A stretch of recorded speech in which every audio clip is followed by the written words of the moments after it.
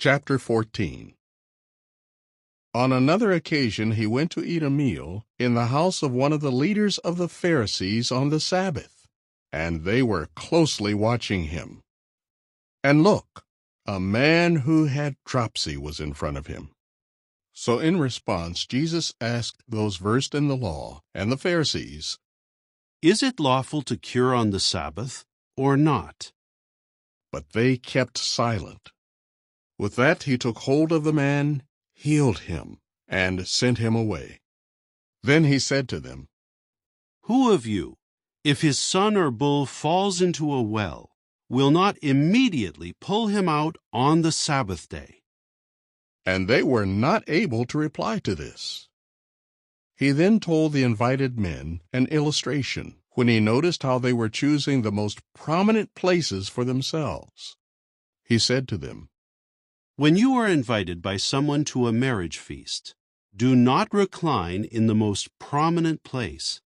Perhaps someone more distinguished than you may also have been invited. Then the one who invited you both will come and say to you, 'Let this man have your place.'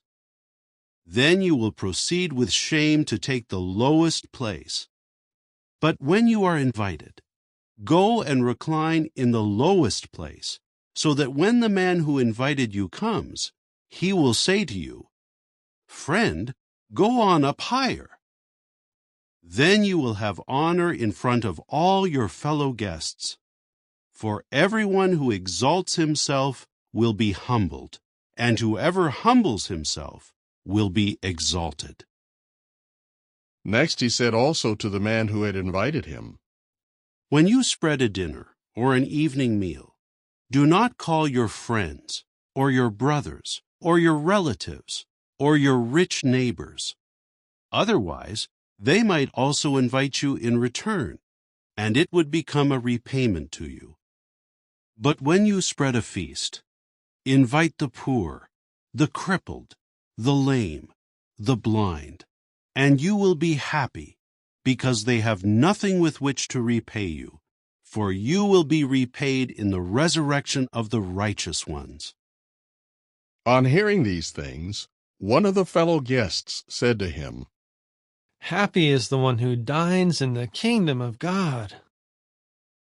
Jesus said to him, "A man was spreading a grand evening meal, and he invited many. He sent his slave out at the hour of the evening meal to say to the invited ones, 'Come, because everything is now ready.' But they all alike began to make excuses. The first said to him, 'I bought a field and need to go out and see it. I ask you, have me excused.' And another said, 'I bought 5 yoke of cattle and am going to examine them. I ask you, have me excused.' Still another said, 'I just got married, and for this reason I cannot come.' So the slave came and reported these things to his master.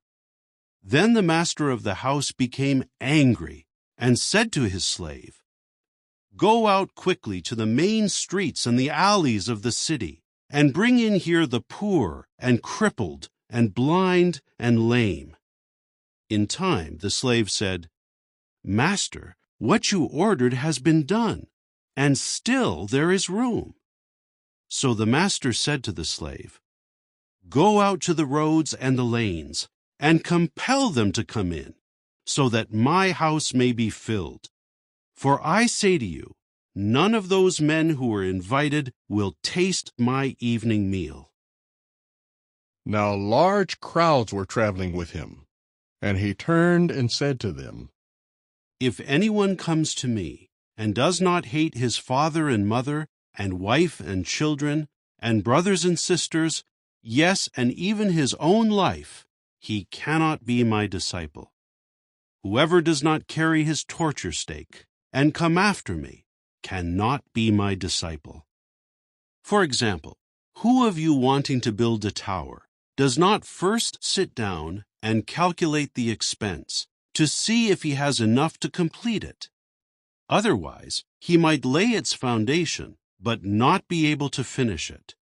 and all the onlookers would start to ridicule him, saying, "This man started to build, but was not able to finish."